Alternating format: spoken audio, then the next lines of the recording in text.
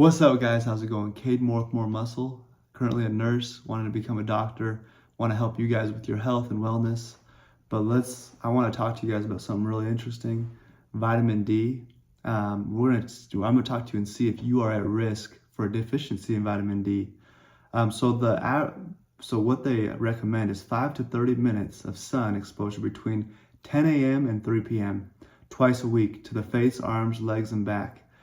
Without sunscreen. So this should be sufficient to get your vitamin D, and this will cause adequate calcium absorption, and this will help your bones be strong. This will prevent a condition called rickets, and so this is really important. And you don't want to have osteoporosis. This is going to prevent you. This is going to keep your bones strong, right? And it's going to prevent osteomalacia, which is a softening of the bones.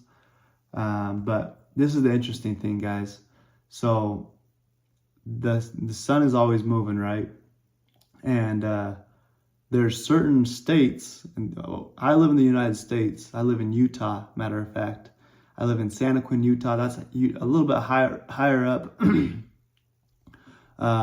So it's a little bit higher up in the United States. But I'm going to show you guys a chart. This is really interesting. You guys got to see this. This chart is going to tell you in the wintertime, there's certain states that are going to be at risk for vitamin D deficiency. So you can always supplement with vitamin D. You can go on vacation, get adequate vitamin D. You could do a bunch of things to get adequate vitamin D. But I'm going to share with you guys right here the chart of what states are at risk for vitamin D deficiency. And you guys can see, so I live in Utah. I'll give you guys a little explanation. So the top of the state of Utah is in Salt Lake. So in the wintertime, if you live in Salt Lake, or if you're above like St. George, Denver area, if you're above that or part of California, there's that line you see. All those darker states in this picture, they are at risk for vitamin D deficiency in the wintertime.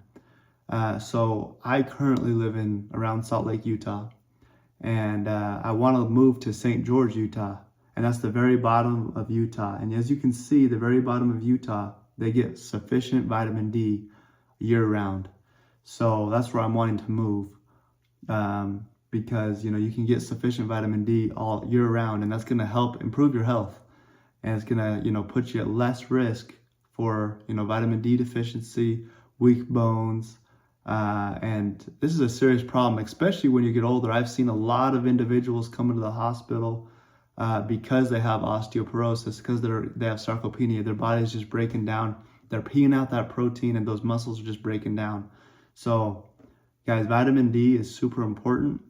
As you can see, this graph shows you, if you could have a possible vitamin D deficiency.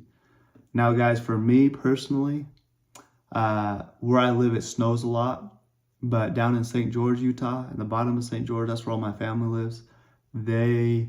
I go down and visit frequently in the winter so I can get that adequate vitamin D intake, because St. George, Utah is a place where the sun is strong enough for those that live in there can get adequate vitamin D year round. So anyways, guys, this is super interesting. And it's a little bit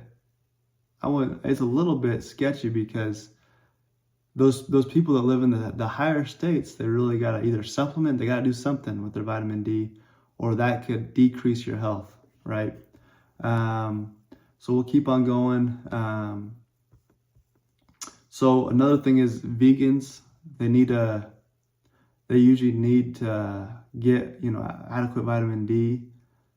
Because they're not eating meat, and vegetarians might need some fortified foods to get adequate vitamin B12 and stuff like that, because you want to keep those bones strong. Let's see what else I got here. So guys, you need an adequate intake of foods, healthy foods, and this is going to help you guys. And so basically you need to be getting your vitamin D, and you need to be getting adequate intake of nutrients, And especially if you're vegetarian, vegan, you need to get adequate nutrients. A lot of vegans have vitamin B12 deficiency, which can cause weaker bones, and that can also cause an effect in your health. But I think, guys, this is super interesting. That chart is very interesting. So thanks for watching, guys.